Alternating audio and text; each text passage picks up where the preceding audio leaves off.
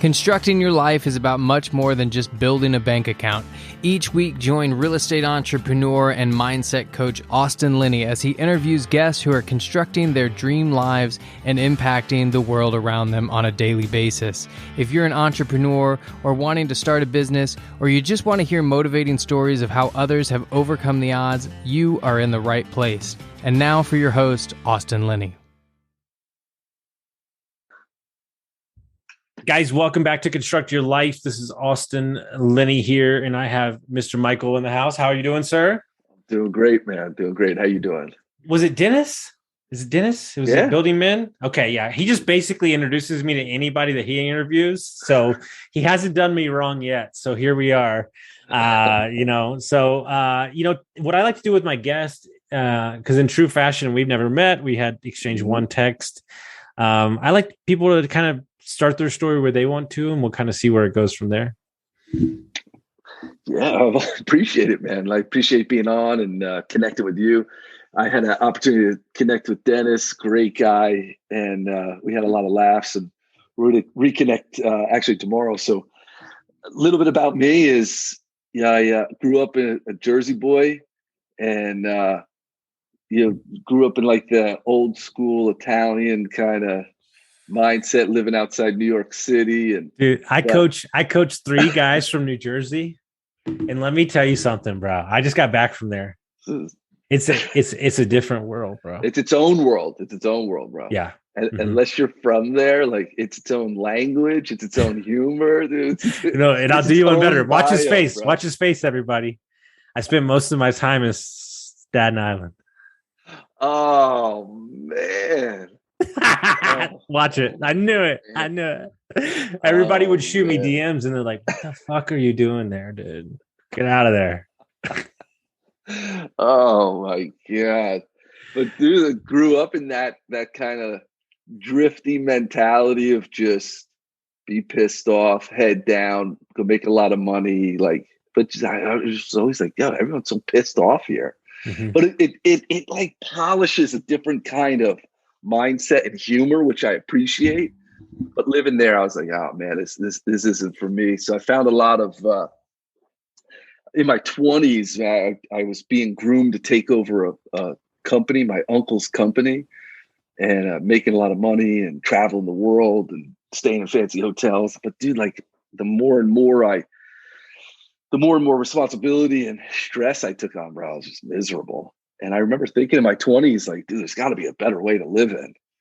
And I started to like really focus on health and mindset. And I remember, years after working for my uncle, and like, bro, he was grooming me to take over his multi-million-dollar company. I remember sitting down at dinner and being like, yeah, man, I think I'm out. He thought I was crazy. My father thought I was crazy. Everyone thought I was crazy because I had this like insane, promising financial future, but I was unhealthy. I was miserable.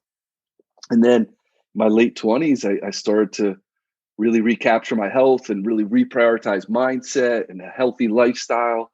And then I just started naturally moving into coaching because people kept asking me in my company, what are you doing, man? You're losing weight. You look great. Your energy's outstanding. And I just started going into coaching. I didn't even know what the hell it was back in, I don't even know what that was, 2010, 2009. And people, and one day this guy, we were at a company party, a Christmas party. And this guy walks over to me and he's like, hey man, are you Michael? You changed my life. And I was like, bro, I don't even know who you are. What are you talking about? He's like, all the coaching you give my wife, she comes home and she tells me all of it. And in the last year, I've lost 50 pounds. I'm running the Boston Marathon. Bro. Like you changed my life. I never even met the guy. Wait. Just wait. You're about to see how crazy the universe is. I just got off a podcast with my buddy. He asked me what my dream in life was. I'm about to describe it to you, okay? 65 years old, living in a small town in Italy. I'm walking down the cobblestone streets to get my breakfast in the morning, and somebody yells out, "That's motherfucking Austin Linney," right? And he runs up to me, and I go, "I don't know who the fuck you are." Right. And he goes, "No, you don't. But you coach Jay, and Jay coached me, and you changed my life forever. Yeah, bro. I mean, there it is right there, right? It's that second circle that we don't even know what we're touching. Like, here's my first circle of people I know. They're my family, my friends, the people I coach.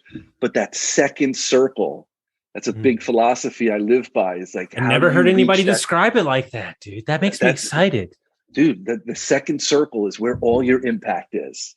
If you're starting a business, who's your second circle? If you want to impact people's life, who's the second circle? Because there's people all around you. They know you, like you, know you, trust you, all that stuff. But who can you reach because of your first circle? And dude, I built my whole business on my philosophy of second circle. Yeah, because I tell everybody all the time, like, how can you compete with me? Like, the problem is fuel, right? Everybody has fuel they live off of. Mine's absolute. Yeah. There you go. You're built off of anger. You're built off of short-term goals, your short-term focus, and you're wondering why you're burnt out all the time. Right. Yeah. Right. And so when he said that to you and he said, man, you changed my life, that had to throw you for a full loop because you were like, holy crap. Well, it like challenged my whole worldview at the time. Because at the time, my whole worldview was like, all right, I guess I'm the heir to this throne. But the truth and the honesty of it was I wasn't really making any great impact in people's lives. I was making money. And then when this guy said that, I was like, wait a second. I was almost at like this crossroad. Like, what's the future? What's the life I really want? Do I want this like stressed out, financially sound future? Or do I want a life of impact that, listen, maybe with some hard work, I'll just make that financially sound. So it kind of altered my whole worldview at the time. And I was like, I got to move toward this. I got to at least explore it for myself. And then as I explored it more and more, and then I started to, that first circle, the people that you know and that know you, your family, your friends, I would just tell them, hey, anybody that's interested in what I'm up to and needs help?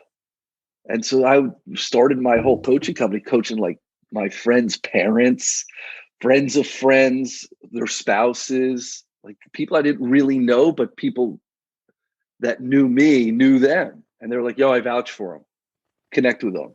And as I started to do that, I remember I had to sit down with my uncle and I was like, listen, man, I love you. I appreciate the last 8 years. I appreciate all the opportunity, but I want my life to be about impact. And I was like, I'm going to start a coaching company. And my uncle was like, what are you talking about? And dude, his response was, when that doesn't work out, I'll leave a position open for you at the company. And all I heard in my construct was go for it. I was like, all right, man. So I drove home that night. My mother called me. She lived in Florida. I was in New Jersey. And she was like, how did dinner go? I was like, as well as could be expected. And my mother was like, yo, what do you want? What do you want in your future? And I said to my mother, I was like, yeah, I want to be part of the solution. And right now I feel like I'm part of the problem. I do that one moment, like that one like declaration, started to reshape my entire life and future. And I just set on this journey to learn as much about myself as I possibly could, and then contribute that. And it was super easy, right? I mean, you just got clients and you just made like $1 million, like right out the gate, right? Bro, you know what? You want to know the greatest thing a really, really wealthy entrepreneur told me? Because he was bad off into some drugs. Like this dude makes a lot of money per month, like a lot. And he was like bad off into some drugs. And he goes, I made a declaration that I was going to change. I was going to lead men. And he goes, then God walked up to me and beat the fuck out of me for 2 years. And told me, oh, you want to lead men? Yeah, we're going to see how bad you want to do it. And he's like, the moment that you're about to lose that last gasp of air, you get that one thing you need. Yep. And then at the end, it all clicks. And you're like, oh my God, what was all the pain for? You needed it. I say that all the time though, man. It's like, I think a lot of times people think like, oh, I'm going to make this big declaration and commitment. And then life is going to part like Moses part in the Red Sea for me. And like my whole future is going to be lit up. I'm like, bro, the first thing, when you make a commitment, the first thing life does is test the shit out of it. Have you ever heard of the law of favorability? Like it happens all the time. When you declarate and you start a new thing, they give you just enough to go, okay, I made the right decision. And then right after that, it's crickets. dude, I tell you, true story. I'm so open with my life. Yeah. My coaching business, I lost my biggest client, was addicted to Adderall, didn't tell me, and just disappeared, stopped paying me. This is my 60% of my monthly income. And I called my buddy who's a super successful entrepreneur. And I said, dude, I am at a crossroads right now. Like, figure it out. Like, I don't know what the fuck I'm going to do. And he goes, here's the thing. Either shut the fuck up and get to work or give up. He's like, that's it. And I put my head down, and in the last, 6 months, I've created more than I've ever created, because I made a decision I really feel like those are those moments, man, that they're like saying, like, which way are you going to go? There's those crossroads, man. And they're one after the other. Because then you're downing yourself, then you're in the shame cycle. Then you're in this loop, and then people can feed off of that. Yeah. It's so funny. Like what you just said too, is I wrote my book, New Man Emerging, maybe 2 years ago. I actually wrote it probably 3 years ago. I published it 2 years ago. And in the middle of the night, 3 o'clock in the middle of the night, I woke up and all these words were getting downloaded. I couldn't go back to sleep. So I went into my office, started typing. It happened the next night.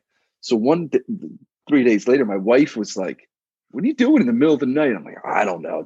All these words are coming to me. So I just keep going into my office and writing them down. She's like, read it to me. I read it to her. My wife's like, yo, you need to write a book.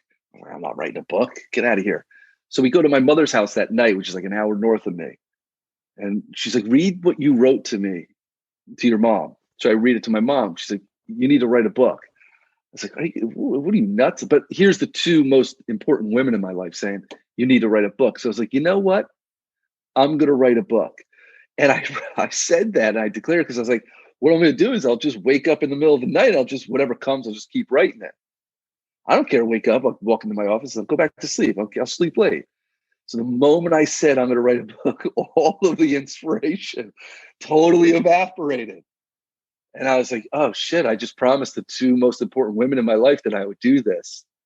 And now I actually got to sit down every day, slog through it, trug through it.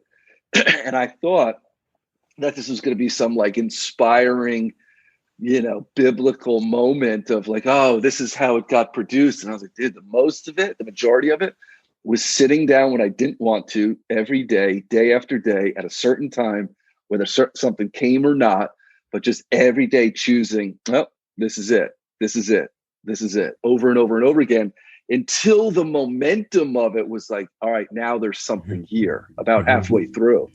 But it was a slog, man. I thought it was going to be this inspirational moment. And I'm like, nah, as soon as I declared it, it was over. No, because my favorite thing to do is to study art. I think that coaching is an art. I think that writing, putting videos out, that's an art. And the thing that when you study art, you realize that art is innately not yours. It has nothing to do with you, right? And I always tell the same story. One of my favorite books that I ever get entrepreneurs to shake themselves loose when they're stuck is I make them read Big Magic. And Big Magic is a book, the lady that wrote Eat, Pray, Love. And she tells a story about when she was an early writer. She had a story about a 1913 gold mine in Argentina, Chile, about a lover who found a fortune, and this whole thing that, she lived in Minnesota. So it was whatever, right? So she said for 4 years, she tried to write this book. She never wrote it. She didn't get around to it. And she met a mentor of hers, a lady that she loved who lived in California. And she said, hey, I got this new story I'm going to write. I'm really inspired by it. It's about a 1913 gold rush in Argentina about a lover. Two women, different parts of the state, came with the same story. Wow. And she got out of the way and let the other person write it, because she says, I didn't respect it enough to write the story. Wow. That's crazy. But there's tons of stories of that, two artists and scientists on opposite ends of the world. So what does that say? That we're connected energetically. Yeah, totally. Energetically, we're connected. Why in that moment? And my mom always tells me, don't go down the rabbit hole too far. Why in that moment can I send that text to that person right when they need it? Why can I send that song to that person like right when they're at their low? Why can my buddy, when I'm doubting myself, send me that text, yet we haven't spoken in 6 months, right when you need it? Right. Like, but it also, it really starts to highlight like consciousness and future is built up of all this potential energy, and we're either tapping into it or we're just letting it get stagnant. Most of the time we're avoiding it. Right. Yes. Stagnant, avoiding it, suppressing it. Yeah. One of the things that I think is that we need to listen to our gut more often. I think our gut our gut runs a 99 percentile personally. It's the ego and the mind that are fighting against it constantly. And that creativity and that potential is always available. It's just that we don't let ourselves access it. Well, it's once again, we had my coach on with my other podcast, and my coach was talking about how he had some clients most of his clients are Jewish. So he had 3 weeks of no clients because they had 3 holidays in a row. And like, he doesn't like being not working because he freaks out. Like his mind's like freaking out. And he's like, what if I actually spent this time like taking my dog for a walk and like taking my wife out and having this amazing conversation. He's like, it was so great that I took that opportunity because I had this time available to spend time with my wife. And my co-host said, or was that moment always available and you have never taken the opportunity? You didn't access it. Yeah. It's always available. That's the thing. Like, it's always available. So how does one start shifting their life? Like when and what you do with your clients, how does one start tapping into that stuff? Is it being innately aware of other things? I think that the 2 biggest, let's say, mindset tools are focus and choice.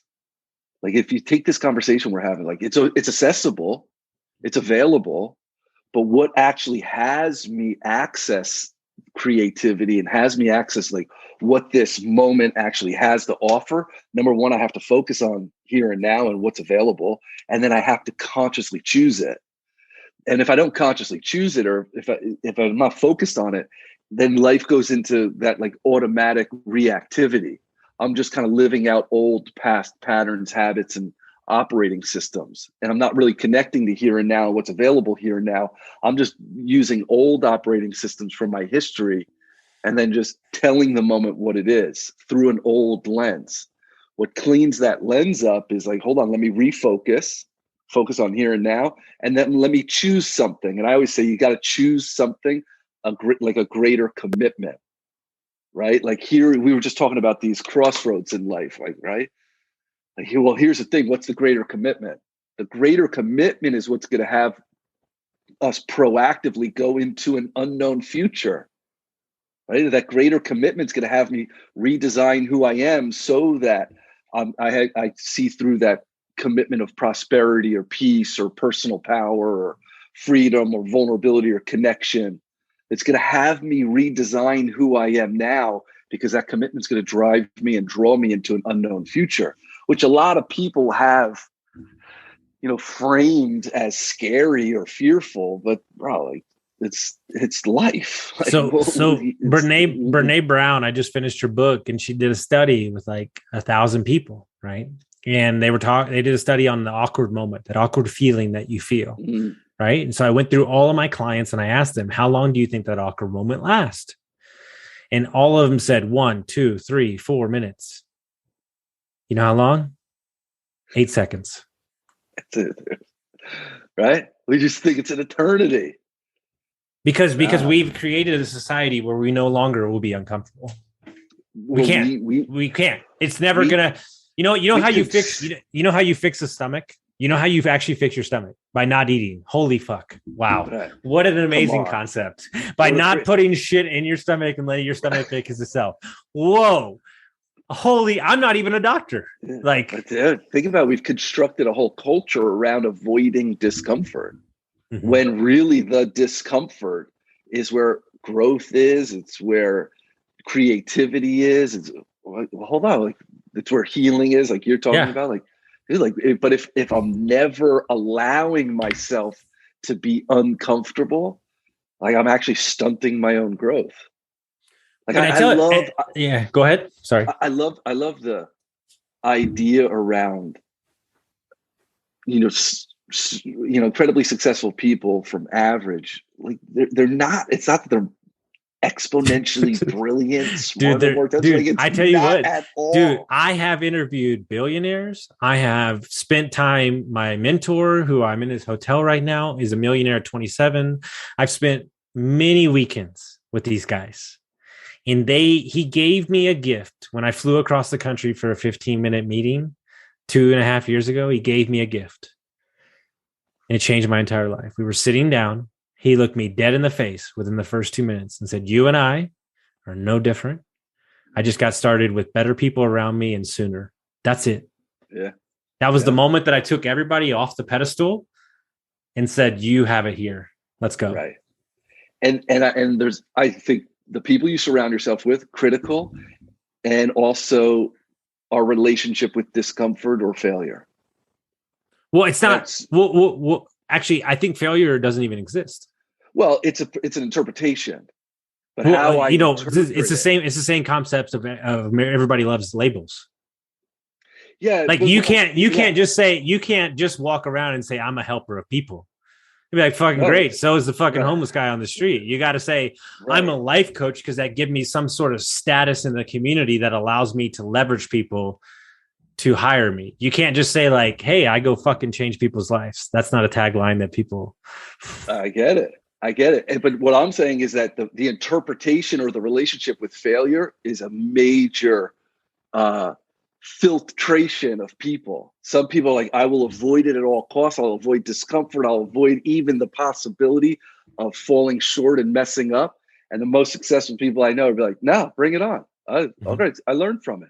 Dude, I have, bro. I have an NFT podcast. I don't even know what a fucking NFT is. But my thought process is wade out into deep waters, learn, see what happens. And you never know what's going to take you there. But what you're saying is like that right there separates you from 99% of the population, because most 99% of the population is like, let me study NFTs for like 4 years. Let me get every single piece of data that exists, which by the way, it's like changing every day. Well, you know what's interesting? I was in the space for about an hour and I realized exactly what crypto and NFTs are. It has nothing to do with cryptos and NFT. It's community. Yeah. Unbiased community based off of supporting people's skill sets. That's it. Yeah. Okay, well, I can get down with some culture and community. Yeah, which is going to, over time, make everyone even more and more interconnected. Mm-hmm. Oh, all right, cool.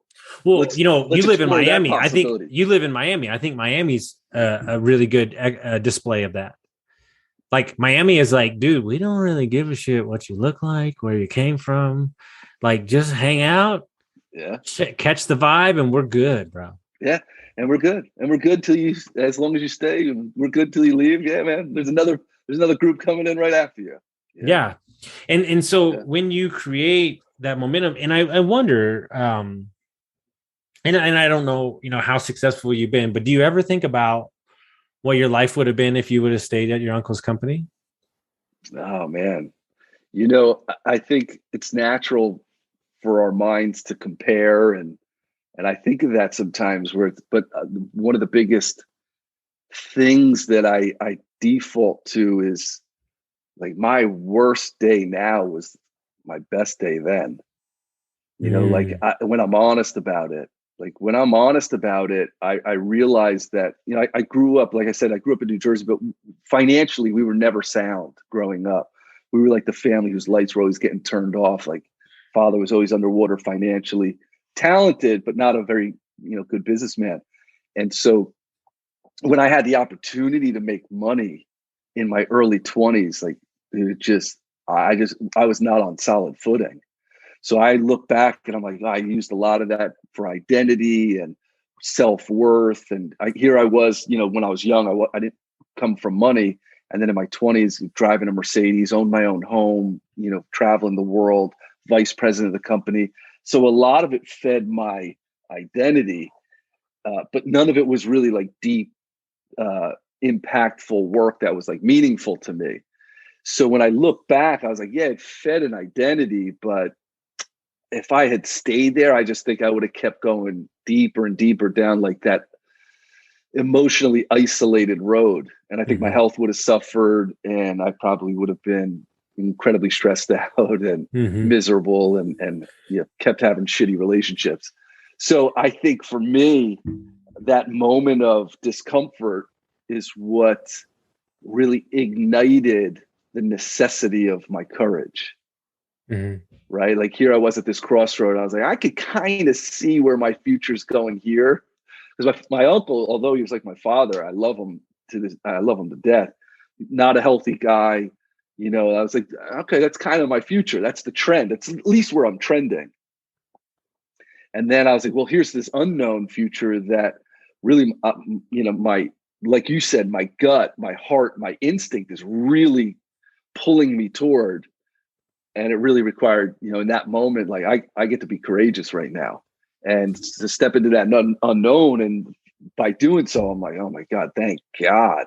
Because like I said, my worst day now is my best day then. And well, it's interesting because, I'm sure you see it too. Like what is the, you have different clients, different ages, different walks of life. Like what's the common thread that you see that weaves through like everybody?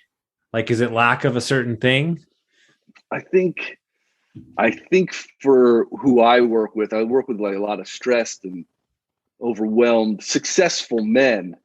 But I help them reprioritize like what's important in life, like domains in life, things that I say require love and attention, like your health, your finances, your marriage, your relationships, your travel, your spiritual life. Like these are domains in life. They require love and attention to be optimal.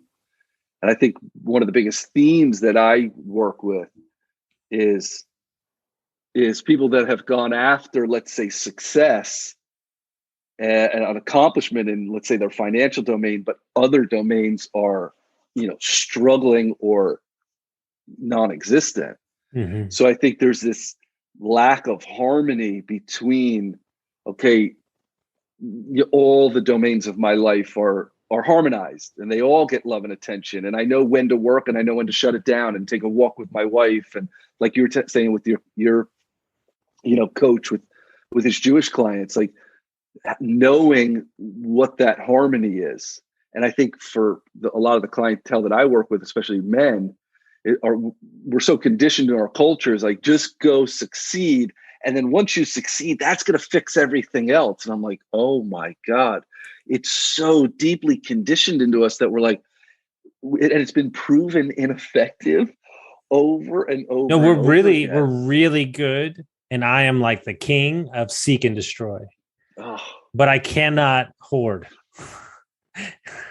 I just had a call with my coach. He said, listen, you created the life that you wanted physically, like in your schedule, but your mind hasn't caught up yet. Right. Like you haven't set the separation. I think most men, dude, if you tell us to go, like go get, like if you want me to go get money, you want me to go get somebody's attention, you want me to go get somebody, give me 5 minutes. I'll be right back. Give me 5 minutes and like a vague blueprint and I will go dominate it. Right. And we're super effective that way. But then ask me, or ask most men to now go harmonize between going getting all that quality time with your wife and your family and your partner, and then your friendships, your relationships, and your spiritual life, and make sure. I think that we're not. My new thing I'm on. I think we're not creating distinctive intention in the shift of whether that be music or a quick 2-minute meditation to shift the intention of who we're showing up as. Right. Like one of the analogies we use is like the car may change, but the driver never changes. So like sometimes you need to be a minivan, sometimes you need to be a Lamborghini, sometimes you need to be things, but the driver doesn't change. Right. But the driver needs to know what tool is effective at that time. Like if I got a family of 7, bro, the Lamborghini's not going to work too well. Right. That's where the Chevy Astro comes in, dude. I just throw them in the back, no seatbelt. Right. No. Like I got to know, and to me, and a lot of what I coach into my clientele is like, that's what I call being dynamic. Being dynamic is that I can create a life where I give all those domains love and attention. Whereas I think especially for men in the conversation and the narrative of men in our culture is be one-dimensional. And I think that's where so many men are actually suffering and they're depressed and they're losing friends and losing connection. And yet they're justifying it like, yeah, but I keep getting money, or I keep getting sex. Dude, my favorite thing is maybe the next thing will fix it all. Dude, my favorite thing is you work 20 years, make all the money, and then you turn around and go to your family like, I fucking did this shit for you. And they both look at you and go, we never asked you to, motherfucker. Bro, tell me that doesn't happen 9 times out of 10. I'm telling you, we are 2 hours from me just having this conversation with someone. And I was like, but here's the deal. But here's the rub. If you admit that it's for you, that's fine. But don't try to label it as this for the family. Don't pawn it off on them. Nope. No, see, that's the thing. Is like, now I did all this for you. Like, what? Like you, especially their children. Like, yo, I was 3. I was 3, bro. Yeah, I was 3. I didn't ask you for anything except to feed me and burp me and let me shit somewhere. And I try to tell every young kid, this is the truth. And I haven't said this statement in a while. Every fucking moment that you're wasting in your 20s is a moment that you're stealing away from your future kids. Every fucking moment that you're at the fucking bar, pissing your fucking money away, not investing in yourself, not healthy. I'm 38, about to be 39. I've lost 80 pounds. Like, dude, like, trust me. Like, every moment that I could be retired already if I know what I know now.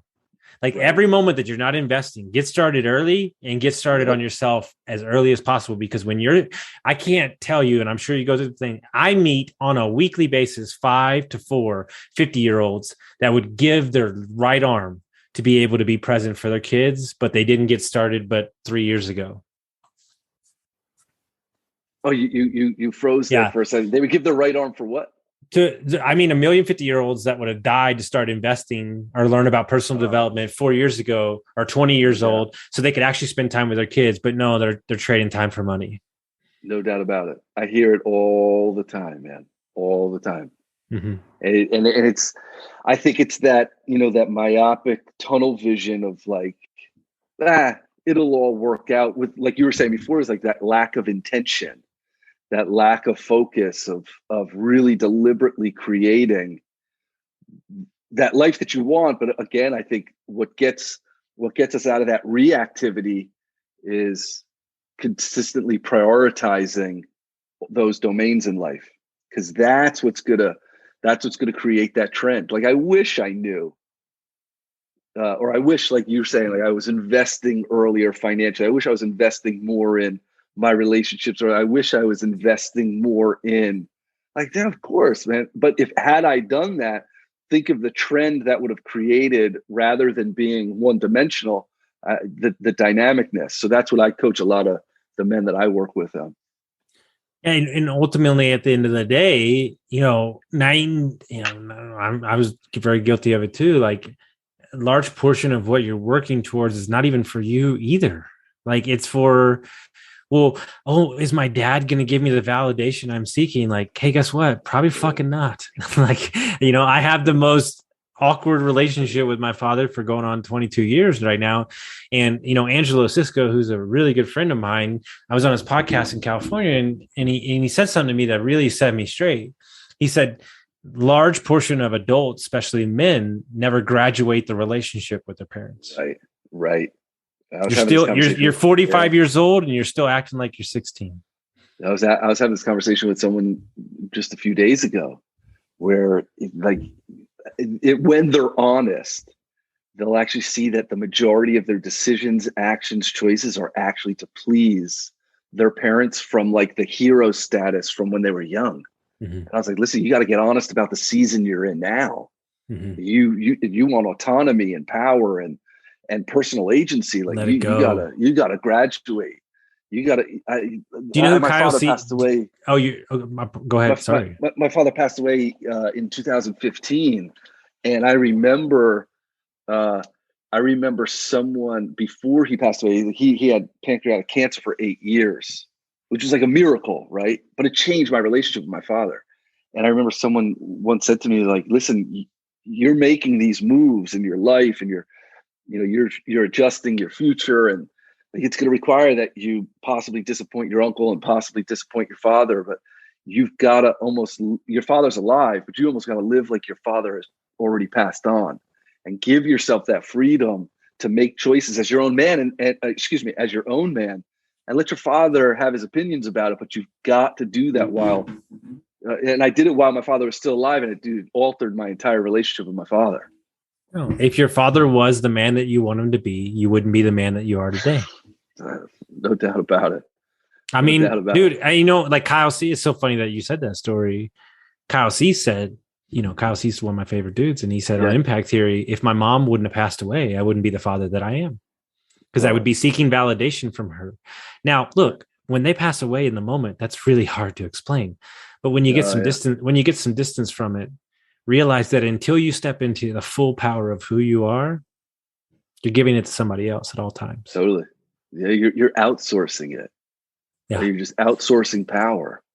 And like when you actually start to consciously and deliberately and intentionally say, like, hold on, I get to regain and recoup and recalibrate that power, that adjusts everything. But here's the thing, like it's going to create some friction in dynamics in your own worldview and your dynamic with your folks, with friends that, like, think about this, man, like the friends, if you're 38, I'm 41, like, dude, if there was friends I grew up drinking with, like, if I'm still surrounded with them now, I got a whole different life.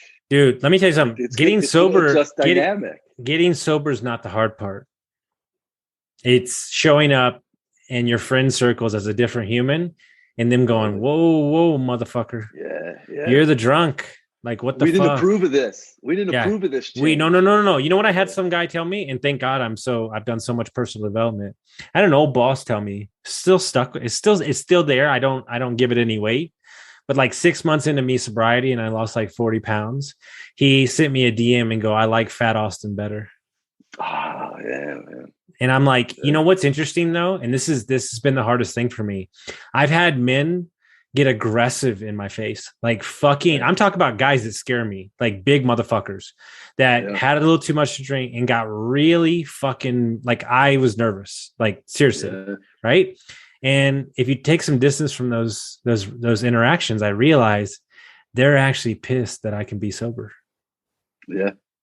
They can't fight it. And I'm a mirror looking right in their fucking face.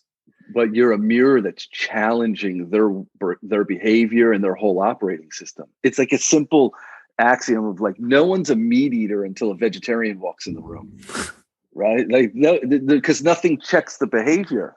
Now all of a sudden you're like, whoa, everything was cool as long as we were all unconscious. So wait, Austin, you're now getting conscious, bro. You're now challenging my behavior. This isn't what I signed up for. I'm not ready for that yet. That's too scary. And every time you're in front of them with a new behavior, the reminder, a growth behavior. Dude, are you ready? Are you ready? I've never said this publicly, ever. I never said it publicly. I've made peace with it. I've had clients leave me. Like not like leave me, like fire me, but like stop showing up. Right. And I was like, dude, it's my ability. Like, I suck. And I'm like, wait, hold on. No, they can't stand to look at me sober and happy. Dude, it's a challenge, man. Just happened. It just happened. And like, I could sit there and beat myself up. And now I got some distance from it. And I'm like, no, he just can't look at it. I'm a symbol. You're right. Right. You know, like, and it's a constant reminder, right? It's a constant reminder, and it's a constant check to behavior. It's right? It's imaginary accountability. Right. right. You know what's interesting? Right. No, I tell everybody today, I don't need accountability, because if I'm not leading from the front as a coach on social media, or like getting up in the morning or doing my workouts, I wouldn't have any clients. So I've almost baked in this imaginary accountability that I have to rule with. Yeah. And so, and here's the thing is, like, some people are going to be drawn into it, and some people are going to vibe out of it. You know, my buddy, guy, I got to introduce you to this guy. You got to go on his show if you haven't met Ryan Sprague. He's a great coach. He's super out there. He's awesome. Nicest guy I ever met. He said, my favorite thing to do is piss people off within the first 2 minutes, because then I get rid of the people I don't want in my life. You just filter them out. Yeah, you just filter them out. Right. Obviously, some people are going to love it. Some people are going to hate it. And most people won't care because they'll be too self-absorbed anyway. No, I think the key to life is to understand that nobody gives a shit about you. At the end of the day, if you're not doing something to benefit their world or adding value to them, they don't care.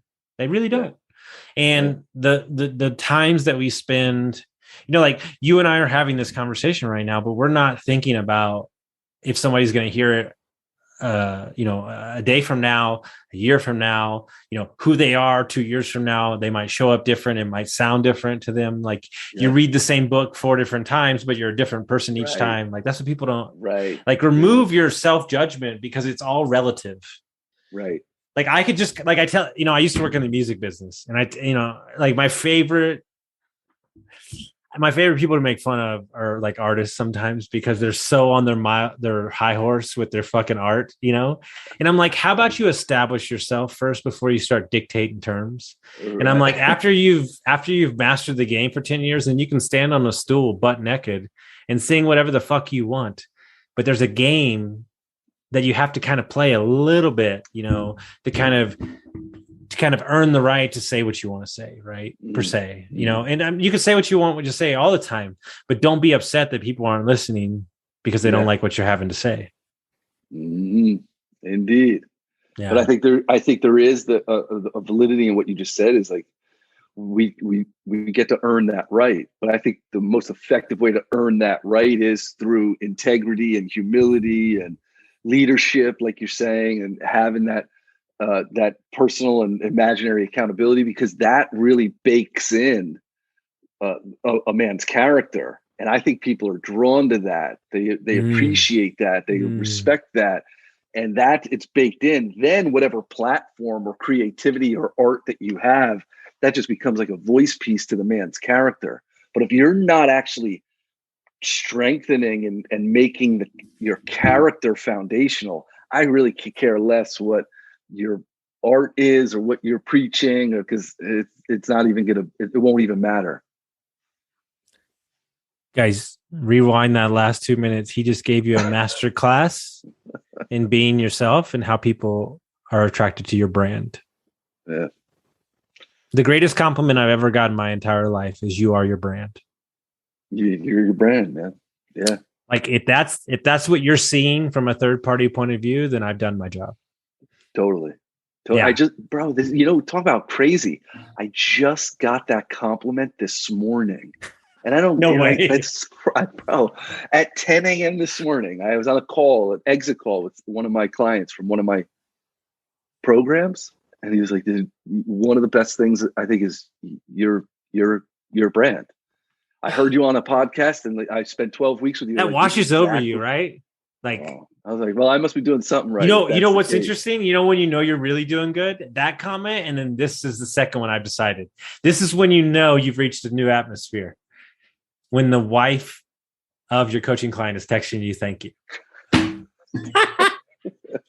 Because that means he's shown up as a dad and a husband, and not just a business person. Yeah, exactly. That's a blast. Yeah, that's a blast, because it goes back to where we started, second circle. I may not even know his wife, but here it is. Like now, me working with him is impacting her. That's dude. I'm telling you right now, I want shirts. Second circle of impact. It's a whole. You created a whole subculture of your brand. It's a movement. Now the problem is so my dad was a very popular dentist in Texas. He retired recently, and he had the luxury of, he had the first patient when he started, and then he waited on the patient's kid, and now he has the kid's kid. So now he's on his third circle or fourth circle of impact, right? When it's in his dentistry, like that's what you're talking about. Like that's amazing. There you go. That's when you created legacy opposed to just business. That's legacy. Yep. Yeah, that's legacy. Yeah. So if people want to find out about what you got going on, how would they do that? I'm at michaeldesanti.com. My book is New Men Emerging. That's on Amazon. And I have. Here's what we're gonna do. Me, Dennis, Chase, and Anthony are doing an event here in Tahoe, and I am going to purchase 30 copies of your book and hand them out as a gift. Oh man, I appreciate that. Thank you so much, man. Appreciate that. No, guys, go check out the book, man. Check this guy out. Check him out on Building Men podcast. Check him out here, and it was such a pleasure to speak to you, man. My pleasure. Thanks so much for having me, Austin. You got it. Guys, if you like this interview, share it with some friends, send it to somebody that'll get some value, and we'll see you next time.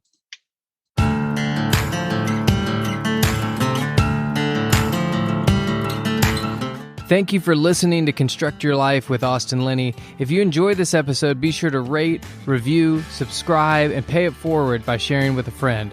Most importantly, take this opportunity to start constructing your life by taking immediate action on what you learned. For show notes, resources, and more information on one-on-one coaching with Austin, visit constructyourlifepodcast.com.